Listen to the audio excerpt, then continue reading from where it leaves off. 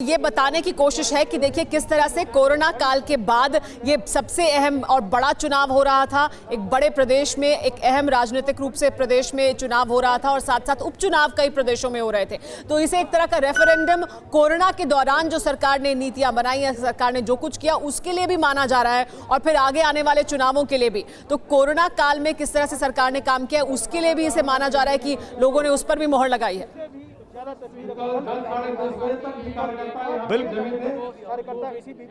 सुमेरा, आप मुझसे पूछ रही हैं? जी गौरव जी।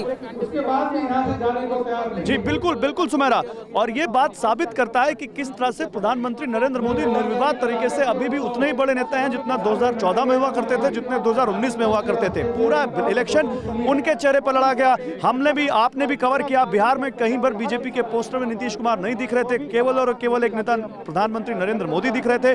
और वो प्रधानमंत्री नरेंद्र मोदी का जो स्टाइल था या बीजेपी की जो स्ट्रैटेजी थी वो कितनी कामयाब हुई हम सब देख रहे हैं। और ये बता रहा है कि ये कहीं ना कहीं पहले से सोच लिया गया था कि जाना है इलेक्शन में तो प्रधानमंत्री नरेंद्र मोदी के काम पर जाना है। सुमेरा, ये बात समझिए, ये स्ट्रैटेजी कहां तक जाएगी।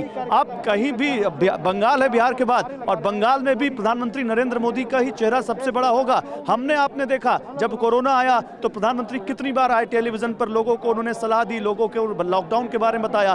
खुद वित्त मंत्री निर्मला सीतारमण कितनी बार आई, बताया उन्होंने कि सरकार ने उनके लिए क्या काम किया है। रेल मंत्री पीयूष गोयल के ऊपर ये जिम्मेदारी थी कि कैसे ट्रेनों के जरिए श्रमिकों को पहुंचाया जाए। तो पूरी की पूरी अमित शाह जो कि गृह मंत्री थे, लगातार कोरोना की लॉकडाउन गृह मंत्री उस दौर है।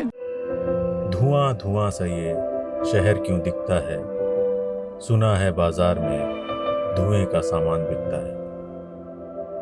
ये दिवाली सिर्फ दिए वाली।